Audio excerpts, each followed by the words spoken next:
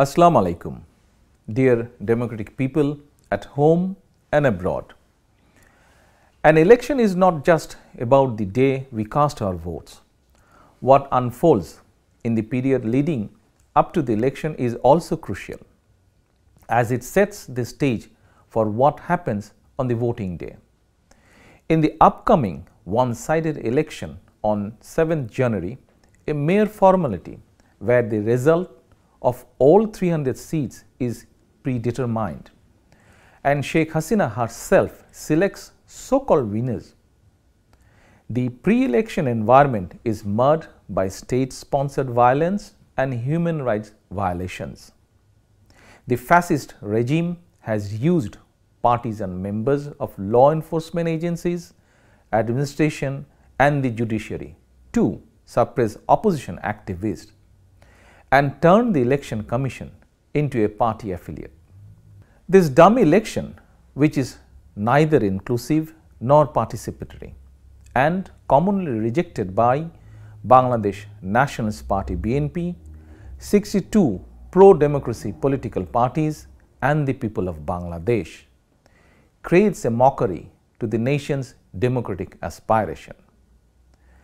The intensity of Awami League's internal clashes and killings highlights that with or without political opposition or public participation, it's a party with violence ingrained in politics. The tainted election in 2014 and 2018 and widespread irregularities in the by-elections over last 15 years prove that fair and credible election at any level is not possible under Sheikh Hasina. In 2014, Awami League grabbed automatic victory in over 50% seats, with not a single candidate competing against them. In 2018, the ruling party stuffed ballot boxes on the previous night, completing the election before it could formally begin. In 2024, having no credibility domestically and internationally, they are creating dummy entities to show artificial inclusion, including participant candidates and political parties, and even fake voters and observers. Not only that, Awami League is pressuring 12.8 million people by threatening to remove their social and financial benefits if they don't vote. As an organized decision, the party is trying to compel voter participation nationwide by instructing them to submit their relief cards, as well as threatening to cancel their civic services, utility connections, national ID cards and home eviction. There are alarming reports of voter intimidation among government organizations. For example, Ansar and Village Defense Party, who boast 6.1 million members, being instructed to secure votes for themselves and their families. Shockingly, the police higher-ups are conducting meetings with the ruling party leaders to increase voter presence by force. Coercive measures like postal voting for all government employees and local government manipulation with benefit threats underline unprecedented irregularities. These kind of manipulations were rooted in BNP's grand rally on last 28 October, which changed the political landscape. The regime resorted to conspiracy and brutally suppressed the people's mandate in favor of our peaceful and non-violent movement. Awami League, in collaboration with partisan section of the police, orchestrated pre-planned anarchy on that day. BNP leaders and activists at all levels were then falsely charged, including in a horrific police death by ruling party thugs.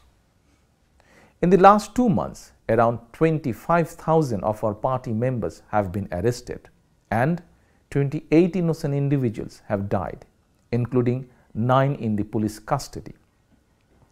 These brutalities are based on the regime's self-inflicted and sabotage violence, such as targeted assaults on buses, trains and private establishments, causing the loss of lives and damages to assets. Despite Awami League's extensive history of arson attacks, the state apparatus manufactures false evidence to accuse BNP, engaging in a blame game to legitimize ongoing crackdown. I am providing just 2 examples among thousands to underline that there is absolutely no substance in the politically motivated cases against our party's 5 million members and every democratic activist from every aspect of society who have challenged the government in some way. The Agriculture Minister's recent statement that all jailed BNP leaders would be released if they agreed to participate in the election is a reflection of a sheer judicial injustice. On the other hand, the quick release of a BNP leader who compromised by meeting Hasina and received Awami League nomination with all charges dropped overnight reveals further erosion of the rule of law. Regardless of what transpires on 7 January, this Awami League government remains illegal and illegitimate. If autocracy clings to a globally integrated Bangladesh, it will have a spillover effect on our international friends and development partners. Hasina's attempt to retain power by force for a 3rd term would slide Bangladesh towards a one-party state, expanding its alignment with authoritarian governments and fostering further isolation from the democratic world. As the main opposition unifying the nation, BNP is dedicated to restoring the power that continues to be unjustly taken away but rightfully belongs to the people of Bangladesh. We pledge to align economically and strategically with democratic nations and institutions and implement domestic policies and initiatives to empower all Bangladeshis with freedom, equality and justice. Towards that goal, and with the support of the international community, the pro-democracy people of Bangladesh aim to ensure Sheikh Hasina's resignation and establish a neutral, non-party election-time government, paving the way for a real election, the election that will truly reflect the will of 120 million voters. Thank you all for your time.